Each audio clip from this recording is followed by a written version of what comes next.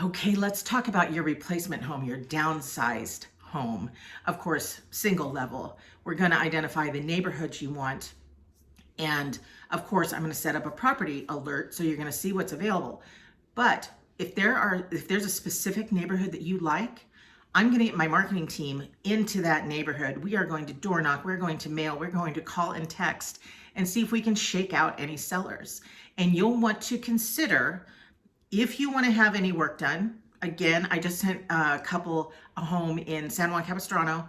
The comps were just over 900,000. This one's listed at 7, and it needs about $100,000 worth of work. So, but if they send my contractors in ahead, get that work done exactly the way they want it, they're walking into $100,000 worth of equity. But if you want the shiny penny house, that's also fabulous.